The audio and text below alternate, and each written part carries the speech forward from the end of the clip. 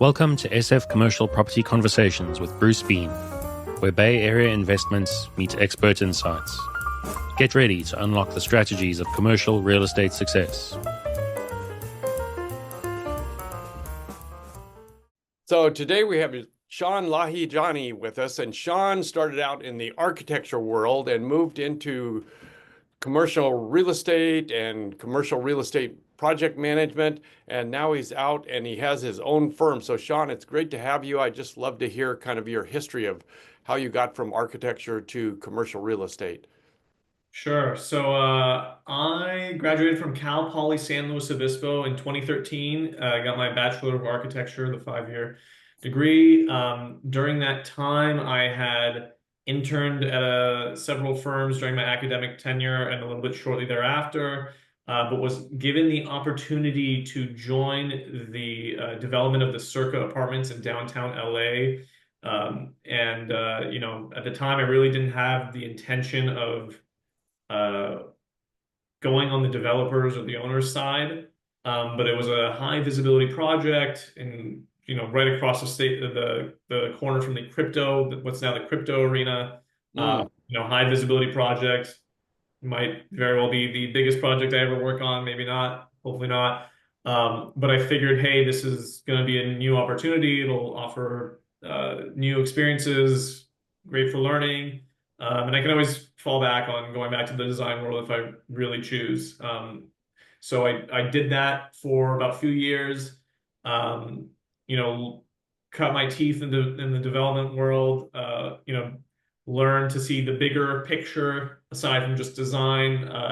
Learning about managing vendors and consultants, working with general contractors, the whole thing, the whole gang. So did that.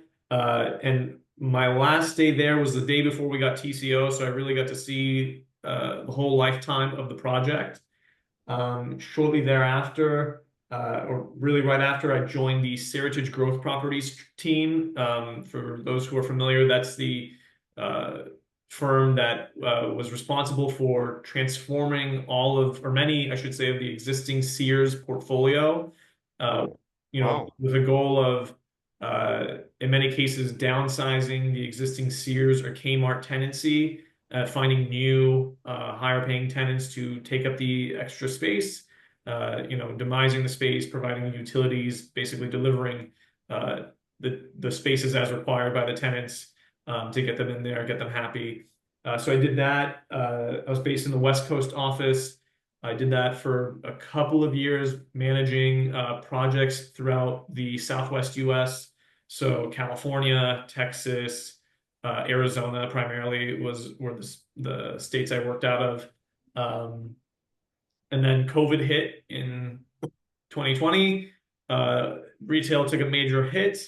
As many know, Seritage had to make some cuts. So I got included in that round of layoffs. And then found myself working again with one of the lead partners on the Circa development project by the name of Jameson Properties. So, prior when I was working at Circa, I was working for another partner, but basically worked as an extension of Jameson's staff. If they told me to jump, I would ask how high. But this time I was working directly for them on their new high-rise in Koreatown, primarily doing overseeing the punch list process. So going through all the units, making sure it was up to snuff, kind of enforcing punch standards before lease up began.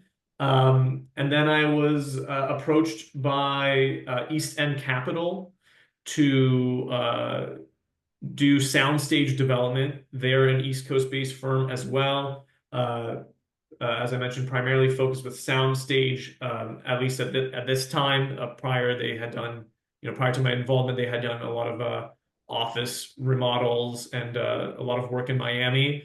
But when I had joined, they were basically all chips in on soundstage, mainly in the West Coast and the LA market, but also in New York as well.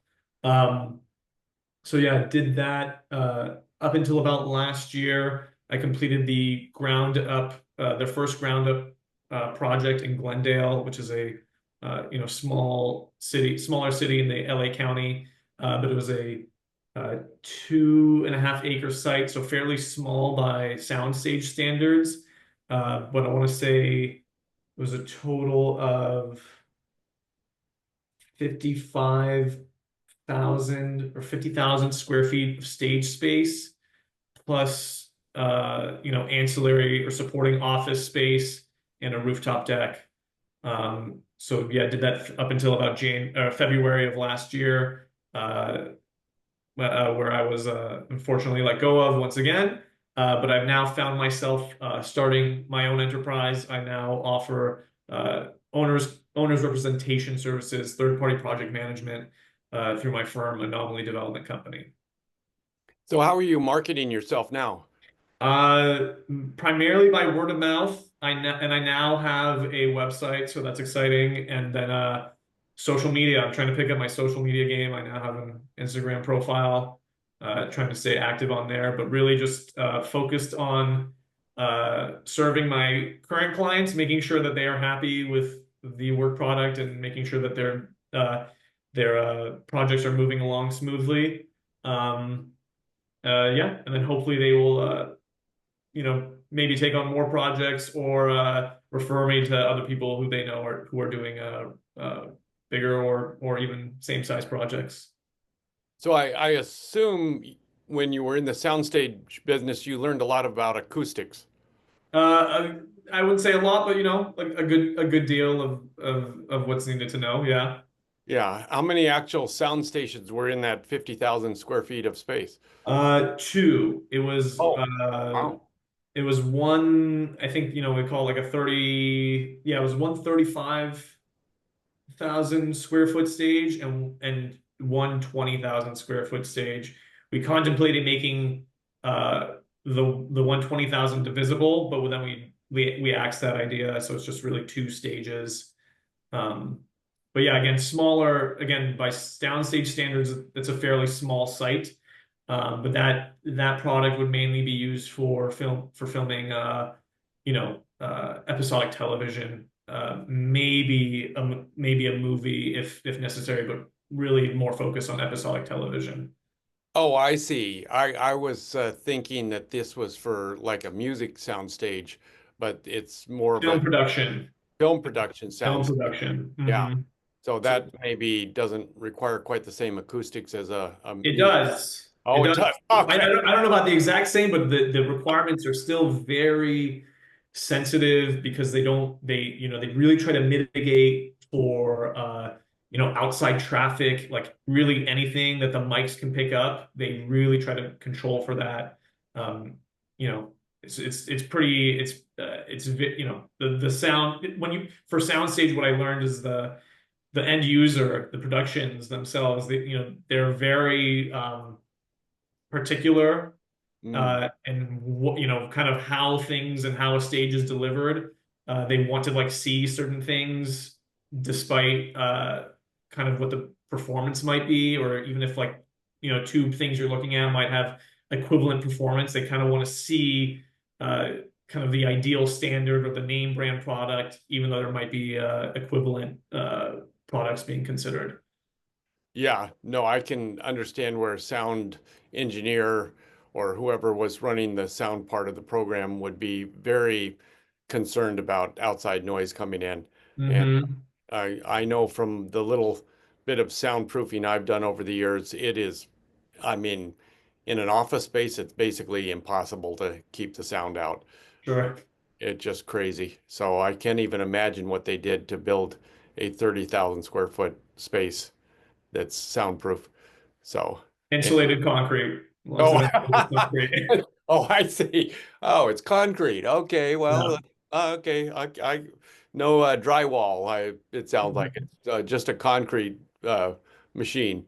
So, yeah. Yeah. I like to call it I like to liken soundstage to the giant, like a big black box where you make the magic happen, right? That has ample volume, ample height, preferably again black for some of the light, to avoid any light glare. And then like lots of power, lots of structural capacity, and increasingly lots of data. Oh, low voltage for some of the technology we see being used, like LED walls. Now they're utilizing LED walls instead of green screen. That's the new thing. So that requires a significant data component for a lot of projects. Yeah. so so how much does one soundstage cost? I can't even imagine. I'm not sure. I don't want to go into numbers necessarily because Okay, all right, that's all right, I but try to be private about what I've seen in some respects. not inexpensive, I'm sure. But not inexpensive. It's quite an expensive build. Wow. And I Yeah. assume they lease them out to the different production groups. You lease them out either to individual productions or perhaps uh, a Netflix or a Hulu or an HBO might take a long-term deal from you. That's kind of the ideal case, right? So then you're not having to worry about the next production coming through or the next production coming through. You just have, one of these big major producers come and take the thing for a long term. Yeah, you get some series going or whatever it is, and they hmm take it long term and do whatever they need to do out of that particular space. Wow. hmm That's I mean, I don't know if you watched any of the SNL 50 No, I did not. oh well. Anyway, it always fascinated me. They showed a lot of kind of different sound stages and so forth, and so I've always been sort of fascinated by that world. But you sound like you were right in the middle of it all. So anyway, uh, great to be kind of out on your own now and kind of working by yourself and kind of ramping up for bigger and better projects as you go here. Thank you. Yeah, I'm excited. Yeah, it sounds like it. So you never actually practice architecture. You learned all the AutoCAD stuff and how to make it work, and I assume you never spent too much time in that world. I did do some practice during my tenure with Circa, really. So there was a bit of a practice component intertwined during my tenure there. Were you doing space planning or just what kind of work? Uh, some some space planning, office layouts, reviewing details, reviewing construction details. We had an in-house one of the partners had an in-house firm that I was plugged into and working alongside to continuously be reviewing the design and trying to sharpen the pencils and refine the overall project. So a lot of architecture students ended up in the gaming world. You never looked at that side of it? It's so funny. I didn't mention this in my precursor, but I am a huge video game, or I was a huge video game nerd growing up. I'll even show you. I have Street Fighter characters on my water bottle. So, like video games were always very important to me. And I always wanted to go into gaming as a kid, and my mom kind of shunned me away from it. Was like, "Oh, why would you go into gaming?" Like, she's Oh, a no, Sean, no, don't do that. immigrant family, like Yeah. fairly new to America. Like, what the hell is going on with gaming? Why would you do such a thing? Lo and behold, like gaming does very well nowadays. At least, I could have probably made a very handsome career out of it. But I think that's kind of, in some respect, may have informed uh, my desire to go into the built environment. Because you play Super Mario or Legend of Zelda or any of the other amazing titles, and people build these fantastical worlds, and um, I think that probably had something to do with my ultimate career path.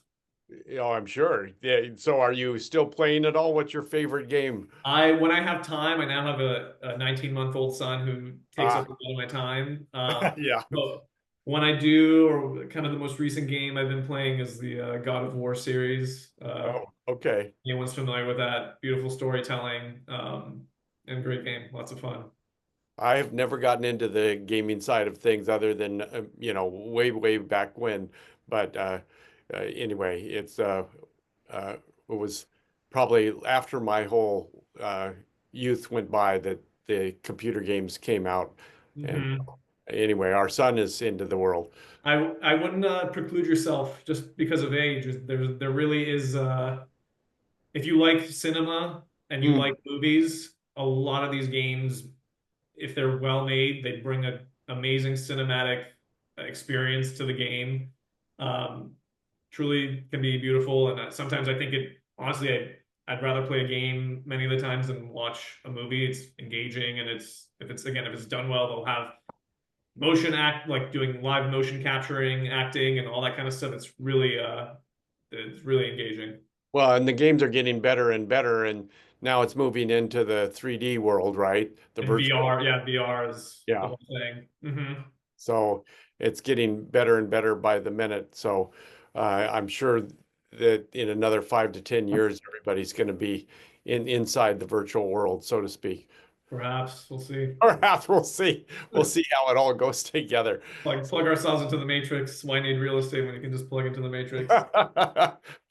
Well, I mean, they already have the virtual tours, right? So the 3D tours that you can go through and see a space in kind of 3D format and walk around and see the whole thing. So that's a new technology for commercial real estate. I mean, commercial real estate typically has been very slow to adopt new technology, but I think right now they're starting to actually feel like it's getting close to being more and more in the virtual world rather than kind of uh, past tense, so to speak. So we'll see what happens with that. But you're not working in that area right now. No, I mean, again, so kind of back to the soundstage discussion. A lot of when I mentioned like the LED walls and some of that stuff, a lot of that whole technology is really called extended reality XR. And so it'll utilize what a lot of productions now what they're doing is they're utilizing digital assets in digital environments. So I haven't, admittedly, a bit of a Star Wars buff, but I haven't watched The Mandalorian. Do you watch it at Oh, all? There's right. there's a good, if you watch the show, there's a good behind the scenes kind of quick 30-minute video that shows how the show is made. And they show these LED walls, and they show, the desert planet that you see the Mandalorian exploring is all just an LED wall, and they can literally manipulate the environment on an iPad. Wow. Yeah, so they might have some built sets or something in the foreground, for instance, but really that entire show is filmed in front of a giant LED wall.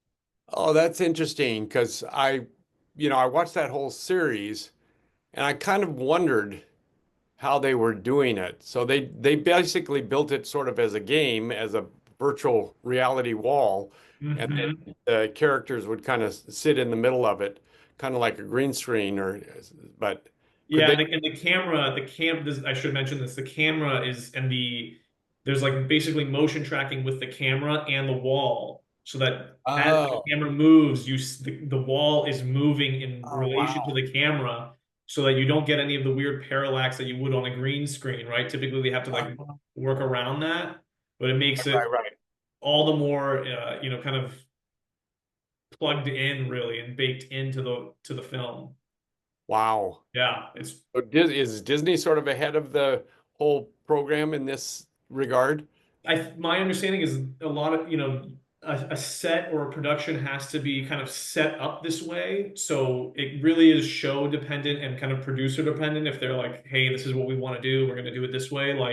And it's the way they film it and produce it. Instead of doing a lot of the post-production work at the end, that's Mhm. all integrated on the front end as they film. They're not going in and adding a background after the fact. It's all Right. there as they're producing the product. So So yeah. this is kind of the next phase of kind of getting rid of the green screen and going for a virtual background. Well, so can the actors, when they're in the middle of it, see the same thing, or is that? Yes, they Oh, see the LED wall, they see everything. oh It's wow. all there. Oh my gosh. So they're right in the middle of it, so to Hmm. speak. Oh, I Hmm. wondered. I mean, the Mandalorian sets are, I don't want to call them wonky, but they're not maybe as vivid as some of the other kind of green screen backgrounds, but I'm sure they'll catch up with that whole thing as they go.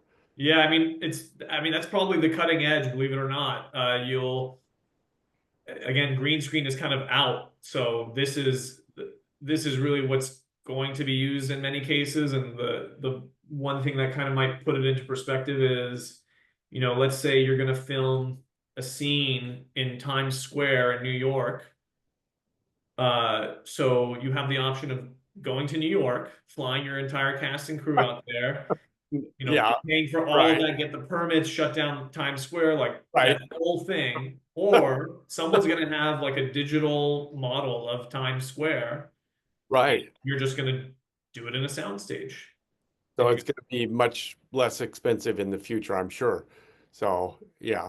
Oh, that's definitely the wave of the future. I'm positive about that. So it'll yeah, be interesting. So the whole film world is kind of changing right now, it sounds like, yep, at least with that technology. going to this XR approach. Hmm. Well, okay, this has been a very fun conversation. I think we could continue to talk about this for another 15 years or so and see where we end up in this virtual reality. But in the meantime, where can people get a hold of you, Sean? People can find me on my website, www.anomalydevelop.com. And you can also find me on Instagram, Anomaly Development. Uh, that's my handle. And then you can also just look me up on LinkedIn. My name is Sean Lahijani.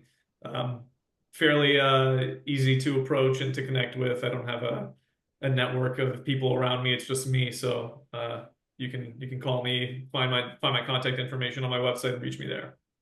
All right. Well, if you need some virtual reality or you need some real reality, call Sean, I think is the case if you're Thanks, building Bruce. something.